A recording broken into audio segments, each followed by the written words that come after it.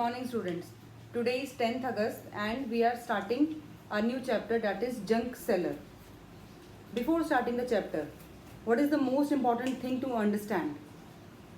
The word junk. What does this mean?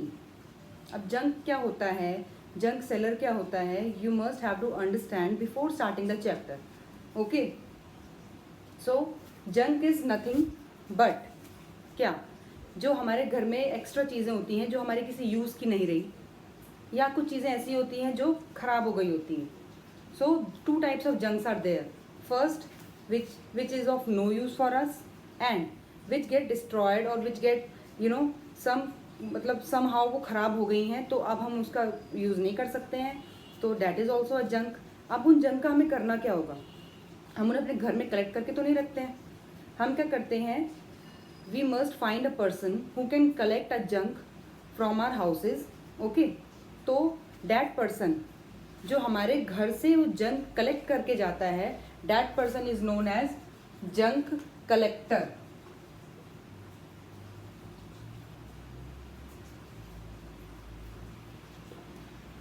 Because he collected junk from our houses, वो हमारे घरों से इकट्ठा करते हैं जंक को, so they are known as junk collector. अब वो जंक कलेक्टर क्या करेगा? वो भी अपने पास जंक कलेक्ट करके नहीं रखेगा. तो वो क्या करता है? He sells the junk. वो आगे जंक को देता है किसे? To the junk seller. This person is known as junk seller, क्योंकि मेन जो रोल है, ये जंक बेचने का मेन रोल यही जो है प्ले करता है. ये जो जंक सेलर होता है, नाउ ही और शी जो भी हो, वो उस जंक को आगे फिर फॉरवर्ड करते हैं टू दी फैक्ट्रीज. ठीक है, वो आगे उस फैक्ट्री में जंक को भेजते हैं, जंक सेल करते हैं, और फिर वहां से क्या होता है, in these factories the junk get recycle. वहां पे उनकी रिसाइकलिंग होती है. देन अगेन वो एक रिसाइकल्ड फॉर्म में, एक प्रोडक्ट की फॉर्म में हमारे पास आते हैं. फिर दोबारा हम उन्हें यूज़ करते हैं, दोबारा से वो जंक कलेक्ट करके जाता है जंक सेलर के पास, then to the factories, then again to us. So this is a whole cycle which keeps on moving till the product is valuable. जब तक वो प्रोडक्ट यूज़ करने, रिसाइकिल करने लायक रहता है, तब तक वो साइकिल चलती रहती है. सो this is the process which I have told you. Now I can show you a story of a junk seller. Like क्या होता है कि जो हमारे घरों के आसपास जंक कलेक्ट करने के लिए आते हैं, उनके लिए हम डिफरेंट वर्ड्स यूज़ करते हैं. लाइक जंक कलेक्टर है, या कबाड़ी वाला. कबाड़ी वाला is a very popular and famous word for those persons कि कबाड़ी वाला आ गया, चलो अब घर का कबाड़ा उनको दे दो, है ना. बट कभी कभी हम ऐसे सोचते हैं कि ओह, ये तो देखो कबाड़ी वाला जा रहा है, ये कबाड़ा इकट्ठा करता है. बट उसमें हमें ऐसा सोचने या कि क्या राइट है, what is the right for us to think about them, है ना, कि कुछ गलत सोचना या कुछ बुरा सोचना कि कबाड़ी वाला, ये तो कबाड़ा इकट्ठा करता है. जब आप इसकी स्टोरी पढ़ोगे, स्टोरी देखोगे, और जब आप अपने लेसन पढ़ोगे, तो आपको समझ आएगा कि how important role they are playing in our society. अगर ये लोग जंक कलेक्ट ना करें, जंक को सेल ना करें, उनको रिसाइकिल ना करवाएं, तो क्या होगा? एक तो हमारे घर में जो जंक है वो ऐसे ही रहेगा, है ना, कोई यूज़ का नहीं रहेगा. जब हम अपने घर के जंक को उन्हें देते हैं, तो उसके बदले वो हमें कुछ अमाउंट भी देते हैं, तो वो तो हमारे लिए यूज़फुल ही रहता है. प्लस वो जो प्रोडक्ट है वो रीयूज़ होके आता है, तो उसमें भी हमारे जो काफ़ी जो अमाउंट है वो बचती है. लाइक न्यूज़पेपर्स आते हैं हमारे घर में, हमने आज का न्यूज़पेपर रीड किया, then we just keep it away. उसके बाद आफ्टर 1 मंथ जो न्यूज़पेपर इकट्ठे होते हैं वो हम उन्हें दे देते हैं. फिर वो न्यूज़पेपर्स रिसाइकिल होते हैं, क्लीन होते हैं, दोबारा से प्रिंटिंग होती है, again we got this newspapers in new form, है ना. अब अगर वो न्यूज़पेपर रिसाइकिल ना हो, उन्हें जंक कलेक्टर कलेक्ट ना करे, रिसाइकलिंग ना हो, तो क्या होगा? वो जो न्यूज़पेपर्स हैं वो वैसे ही ख़राब हो जाएंगे, और फिर न्यू न्यूज़पेपर्स बनाने के लिए पेपर की ज़रूरत पड़ेगी. Then for those papers we need to cut trees, है ना, क्योंकि ट्री से तो हमें पेपर मिलता है. तो क्या होता है कि more and more newspapers are needed, so more trees will be cutted out. क्योंकि न्यूज़पेपर की, किसी भी पेपर की या किसी की भी ज़रूरत हमें कभी रुकेगी तो है नहीं, तो हम क्या करेंगे? अपनी ज़रूरतों को पूरा करने के लिए पेड़ काटते रहेंगे या और जो रिसोर्सेज हैं उनको यूज़ करते रहेंगे और धीरे धीरे करके वो रिसोर्सेज ख़त्म हो जाएंगे.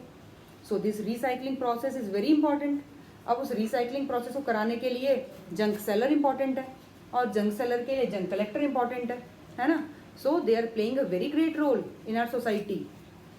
अब आपको एक मैं स्टोरी दिखाती हूँ of the life of junk seller, how prosperous life they are living also.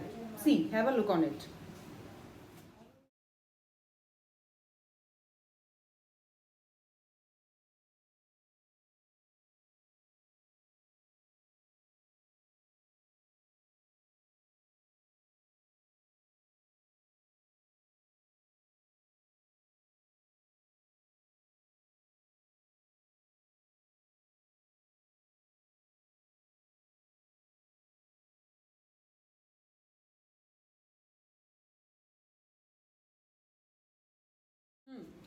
So after having look on that video, you must have understand like our fathers and mothers जो भी वो earn करते हैं उस उतने उनके बराबर ही वो लोग भी earn कर सकते हैं, है ना. Because it is also a kind of job, it is nothing else. कुछ और चीज़ नहीं है, वो भी एक तरह की जॉब ही तो है. Like we are teachers, we are teaching. So they are junk collectors, they are junk sellers, they are doing their job. This is only their job, okay, and for our benefit only. वो हमारे benefit के लिए ही तो है, ठीक है. Okay, so moving forward, as a topic suggesting junk seller. So इतना तो आपको पता चल ही गया होगा that in this chapter we will solve some problems related to the junk. Okay, in your NCERT text book there is a story of Kiran, like I have shown you in the video a story of a man junk seller. उसी तरह किरण की एक story दी गई है. She is also a junk seller. उसकी एक बड़ी सी shop है, वहाँ पे सारे जंक कलेक्टर्स आते हैं, अपना जंक उसको प्रोवाइड करते हैं, फिर वो उनको प्राइस देती है, फिर वहाँ से वो जंक को अपने फैक्ट्रीज में भेजती है. सो क्या होगा, आपको किस तरह के क्वेश्चंस मिलेंगे. Like there is a list given in the book, एक रेट लिस्ट है, उसमें पूरा रेट प्रोवाइड किया गया है कि what is the price for 1 kg newspaper, junk newspaper. 1 kg अगर न्यूज़पेपर्स हैं उसका प्राइस बताया गया है. सिमिलरली जो वेस्ट पेपर्स होते हैं अदर देन न्यूज़पेपर्स, उनका प्राइस बताया गया है. इसी तरह आयरन होते हैं, iron is also a kind of junk जब वो हमारे यूज़ का नहीं रहता.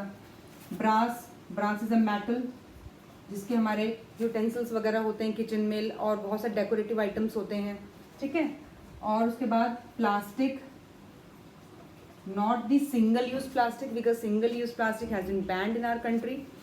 सिंगल यूज़ प्लास्टिक के अलावा जो प्लास्टिक्स हैं लाइक बॉटल्स वगैरह वो रिसाइकिल हो पाती हैं. जो पॉलीथीन्स वगैरह तो बैन हो चुकी हैं, बट जो प्लास्टिक अवेलेबल है मार्केट में हमारे आसपास दैट कैन बी रिसाइकल. तो वो प्लास्टिक की बॉटल्स वगैरह या कोई भी आइटम है वो जो है वो भी रिसाइकल होता है. वो it is also a kind of junk जब वो हम यूज़ कर लेते हैं पूरा. तो इन सब का एक प्राइस दिया गया है. लाइक 1 kg न्यूज़पेपर का प्राइस हो गया ₹5, वेस्ट पेपर्स का हो गया ₹4, आयरन का हो गया ₹50, ठीक है. ब्रास का ₹170, प्लास्टिक ₹10. तो अब क्या क्वेश्चंस मिलेंगे आपको. Like if 1 kg newspaper price is ₹5, then what will be the price for 42 kg, 50 kg, 60 kg, it can be any number. तो अगर 1 kg न्यूज़पेपर का प्राइस है ₹5 and if I ask you to find out the price of 42 kg, तो आप क्या करेंगे. 42 kg के लिए 42 × 5, जो भी 1 kg का प्राइस होगा उसको 42 kg से मल्टीप्लाई कर लिया. 42 kg के अलावा अगर कुछ और सम कोई और नंबर मिलता है उसको आप मल्टीप्लाई कर लो. इसी तरह अगर वेस्ट पेपर का प्राइस पूछा गया उसे भी आप निकाल सकते हैं मल्टीप्लाई करके, आयरन का, ब्रास का, प्लास्टिक का, ठीक है. So this is one kind of question. उसके अलावा एक और इसमें एग्जांपल दिया हुआ एक स्टोरी किरण के हस्बैंड की. Kiran husband is running a tea stall. वो क्या कर रहे हैं, एक टी स्टॉल चलाते हैं. तो वो टी स्टॉल में क्या होता है, सिर्फ टी मिलती है और उसके अलावा जो साथ में थोड़ा बहुत ईटेबल्स होते हैं. तो उनका जो टी स्टॉल है उस टी स्टॉल में for example 1 cup of T is ₹5. Of ₹10। अगर आप 1 कप ऑफ टी लेते हैं तो वो 10 रुपीज़ का है। तो आपसे क्वेश्चन किस टाइप के पूछे जाएंगे, that calculate the amount for 40 cups, 50 cups, 250 cups, 100 cups, ठीक है। तो अगर 1 कप का प्राइस है 10 रुपीज़ और आपसे पूछ लिया 100 कप का प्राइस, तो आप क्या करेंगे, 10 रुपीज़ से मल्टीप्लाई कर लेंगे 100 को, and after multiplying you will get the amount that is ₹1000, ठीक है। उसके अलावा किरण इज डूइंग अनदर जॉब। वो क्या करती हैं, शी हैज़ 9 रिक्शाज, यस 9, उनके पास 9 रिक्शाज हैं। तो वो 9 रिक्शा से क्या करती हैं, ये जो 9 रिक्शाज उनके पास हैं, अब वो 9 के 9 रिक्शा लेके खुद तो चल नहीं देंगी कि चलो मैं चलूँ इनको रिक्शाज को चलाने। तो उन्होंने क्या किया है, अपने इन 9 रिक्शाज को रेंट पे दे देती हैं। हम जब किसी अदर पर्सन की ऑब्जेक्ट यूज़ करें, या for example very simple example मैं आपको दे रही हूँ, कुछ लोगों के घर होते हैं उनमें एक्स्ट्रा रूम होता है, तो वो क्या करते हैं, किसी दूसरे पर्सन को कुछ दिनों के लिए रहने के लिए कहते हैं कि आप इस रूम को यूज़ कर सकते हो, और उसके बदले में जो पर्सन जो रह रहा होता है वो उनको क्या देता है, they give them rent. Rent is किराया। So rent is an amount which is given for using someone else object or someone else place for few days or few months or for few years also, ठीक है। तो कुछ time के लिए जब हम किसी दूसरे की चीज़ यूज़ करते हैं तो उसके बदले हम रेंट देते हैं।